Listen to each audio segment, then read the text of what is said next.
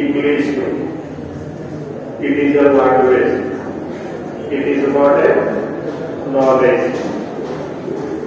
English is required to gain the knowledge.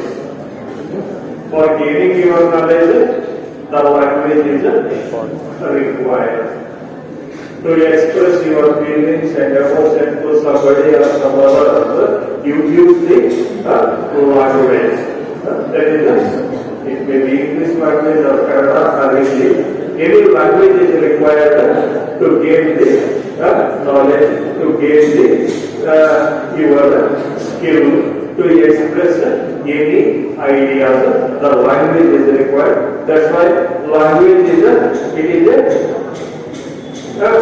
used for communication purpose to increase your knowledge. I will not take much time. Just I will give one story. Hampi ನೋಡಿದ್ರಲ್ಲ, ಹಂಪಿ ಅಲ್ಲೇ ಮಂಗಳಾರತಿ ಒಂದು ಅರ್ಧ ತಾಸು ಮಂಗಳಾರತಿ ಆಗತ್ತೆ. ಮಂಗಳಾರತಿ ಆಗೋ ಮುಂದೆ ಗಂಟೆ ಬಾರಿಸ್ತಾರೆ. ಹೌದು, ಅರ್ಧ ತಾಸು ಗಂಟೆ ಬಾರಿಸ್ಬೇಕು. ಅಲ್ಲಿ ಗಂಟೆ ಬಾರಿಸೋರು ಯಾರು ಅಂದ್ರೆ ಶಿವ ಅಂದ್ರೆ ಒಂದು ಹುಡುಗ ಗಂಟೆ ಬಾರಿಸ್ತೇನೆ. ಅದು ಹಂಪಿ ಅವರ ದೇವಸ್ಥಾನ ಎಲ್ಲ ಬಂದು ಭಕ್ತರು ಬಂದು ಹರಕೆ ಹೋದರು. ಅವ್ರ ಹರಕೆ ಅವರ ಆಸೆ ಈಡೇರಿಸಬೇಕು. ಪಬ್ಲಿಸಿಟಿ ಹೆಚ್ಚಿಗೆ ಆಯಿತು. ಭಕ್ತಾದಿಗಳು ಹೆಚ್ಚಿಗೆ ಬರೋಕ್ಕೆ ಸ್ಟಾರ್ಟ್ ಮಾಡಿದ್ರು. ಡೇ ಟು ಡೇ ನಮಗೆ ಇನ್ಕ್ರೀಸ್ ಆಯಿತು. ಮತ್ತು ವಿದೇಶದಿಂದಲೂ ಭಕ್ತಾದಿಗಳು ಬರಾಕತ್ತಿದ್ರು. ವಿದೇಶದಿಂದ ಬರಾಕತ್ತಾರಂದ್ರೆ ಅವ್ರ ಕೂಡ ಕಮ್ಯುನಿಕೇಶನ್ ಮಾಡ್ಬೇಕಾದ್ರೆ ಯಾವ ಲ್ಯಾಂಗ್ವೇಜ್ ಬೇಕು? ಇಂಗ್ಲಿಷ್ ಲ್ಯಾಂಗ್ವೇಜ್ ಬೇಕು. ಅಲ್ಲಿ ಕೆಲಸ ಮಾಡೋರು ಏನಾದ್ರು ಒಂದು ಕೇಳಿದ್ರು ಇಂಗ್ಲಿಷ್ ನೊಳಗೆ ರೆಸ್ಪಾನ್ಸ್ ಮಾಡಬಹುದು. ಅದಕ್ಕೆ ಇದು 25-30 ವರ್ಷ ಆಯ್ತು.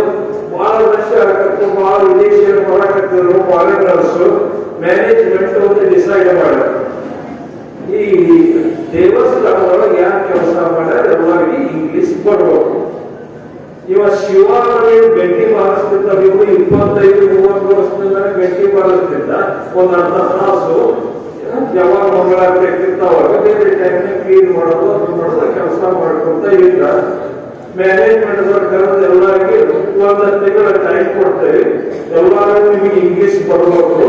ಯಾಕಂದ್ರೆ ವಿದೇಶದಿಂದ ಜನ ಬರ್ತಾರ, ಅವ್ರ ಜೊತೆ ಮಾತಾಡಕ್ಕೆ ಕಮ್ಯುನಿಕೇಟ್ ಮಾಡಕ್ಕೆ ನೀವು ಇಂಗ್ಲಿಷ್ ಕಲಿಬೇಕು. ನೀವು ಒಂದು ತಿಂಗಳ ಟೈಮ್ ಕೊಡ್ತೇವೆ, ನೀವು ಅದನ್ನ ಕೆಲಸದಿಂದ ತೆಗಿತೀವಿ.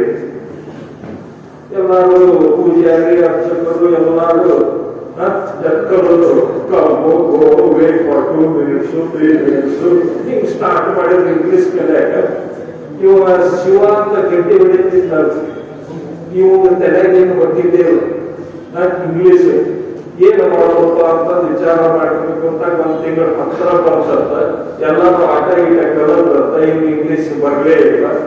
ಲಾಸ್ಟ್ ಡೇ ಮ್ಯಾನೇಜ್ಮೆಂಟ್ ಕರೆದು ನೀವು ನಾಳೆಯಿಂದ ಬರ್ಬಾರಪ್ಪ ಅಂತ ಹೇಳಿ ಹಿಂಗ ಕೆಲಸ ಬಿಟ್ಟು ಏನು ಗೊತ್ತಿಲ್ಲ. ಇಂಗ್ಲಿಷ್ ಬರೋದಲ್ಲ, ಇಂಗ್ಲಿಷ್ ಸಲುವಾಗಿ ಹೊರಗೆ ಹಾಕಿರೋದು.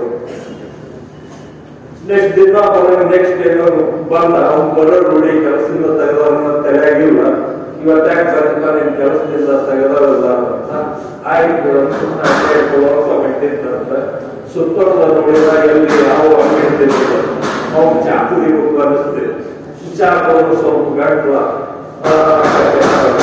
ಅವ್ನು ಚಾ ಕುಡಿಬೇಕು.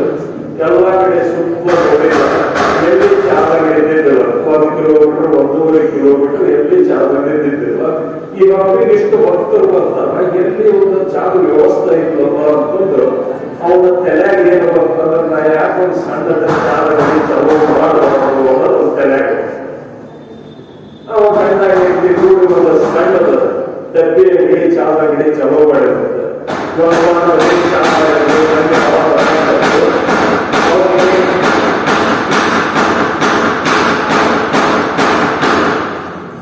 ಅವನಿಗೆ ಚಾದ ಜೊತೆಗೆ ಒಂದಿಷ್ಟು ಟಿಫಿನ್ ಮಾಡಕ್ ಸ್ಟಾರ್ಟ್ ಮಾಡಿದ್ರು.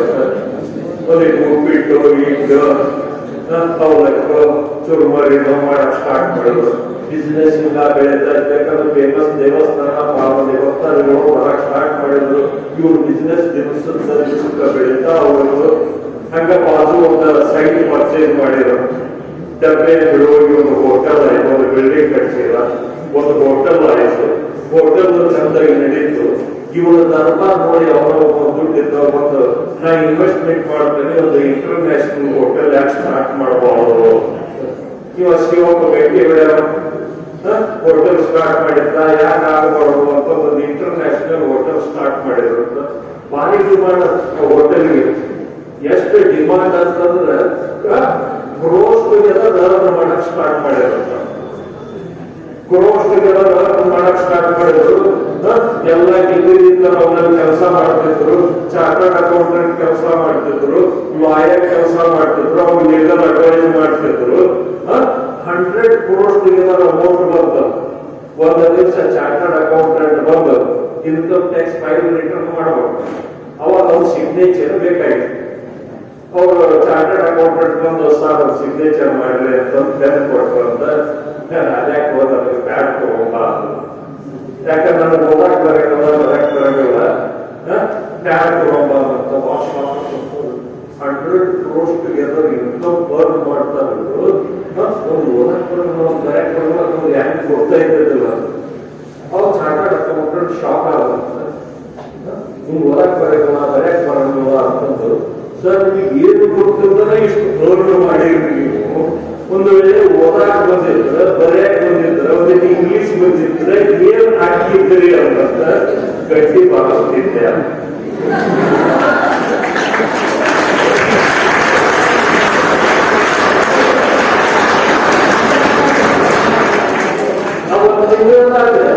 ಇಂಗ್ಲಿಷ್ ಕಲಿತಿದ್ದ ಅದ 2,000 ರೂಪಾಯಿ ತಗೊಂಡು ಗಂಟೆ ಬರ್ಕೊಂತ ಇರ್ತಿದ್ದ. ಕೆಲವೊಮ್ಮೆ ಲ್ಯಾಂಗ್ವೇಜ್ ಯೂಸು ಆಗ್ತದೆ, ಕೆಲವೊಮ್ಮೆ ಯೂಸು ಆಗ್ತದೆ. Okay, all the best. Thank you.